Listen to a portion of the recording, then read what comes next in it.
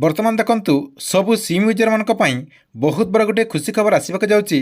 आपणक पाखरे जियो BSNL Airtel जहाँ भी आपने सिम व्यवहार करथांतु आपण मानक पई कंपनी तरफ बहुत बड़ गोटे अपडेट आसबाक जाउची, जहाँकि ट्रायर नुआ गोटे रूल आसबाक जाउची, जहाँ द्वारा ट्राय तरफ समस्त सिम कंपनी मानक ए नै अपडेट मध्य दिया सरिची। देखंतु ट्राय तरफ ए जो नुआ रूल को लागू करा जिवो, ए नुआ रूल लागू हेबा द्वारा समस्त सिम कंपनी आपण मानक जहाँकि सस्तार प्लान देवे, जहाँकि जेकोसी नॉर्मली लोग आपणकर ये जो सस्ता प्लान करा से सस्ता प्लान को से जहाँकि रिचार्ज करें।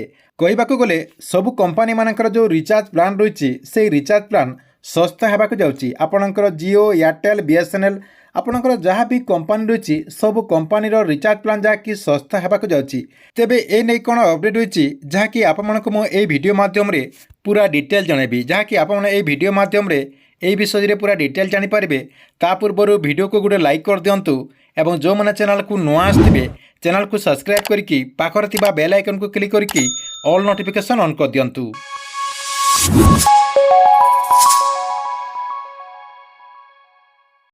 आपण मैंने समस्ते जानते जे ये जो आपणकर रिचार्ज कंपनी गुड़िक रही आपणकर जियो एयरटेल बीएसएनएल जहाँ भी आपणकर कंपनी रही तांकर जदि आपण रिचार्ज प्लान देखिए आपणकर नॉर्मली रिचार्ज प्लान रे से मैंने जहाँकि इंटरनेट दे देइचंती, ता सहित आपणकर एसएमएस रही या सहित किसी आपणकर ओटीटी सब्सक्रिप्शन मध्य रही।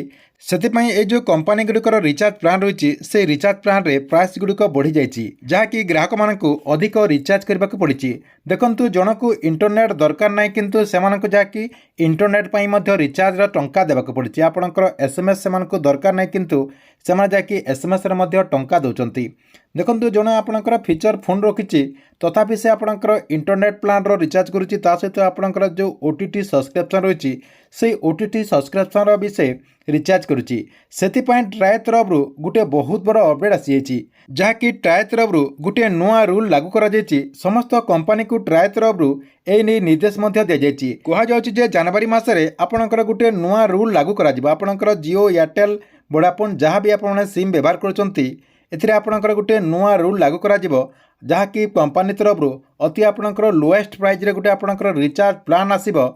से प्लान टी को अति गरीब श्रेणी लोक मैंने जहाँकि रिचार्ज करेंगे।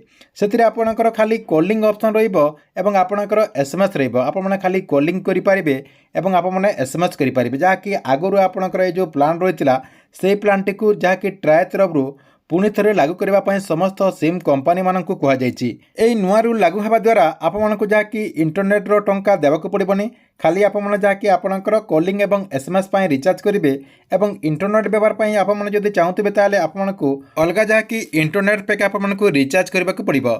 तेज आप समस्ते भावुवे जे ये जो नुआ रूल टी कहर ये जो नुआ नियम टी कहु नुआ नियम टी केबेठारे लागू करा जिवो। देखंतु जनवरी मासर शेष सप्ताह रे ए नुआ रूल टी लागू हेबा बोली अपडेट जना पड़ी।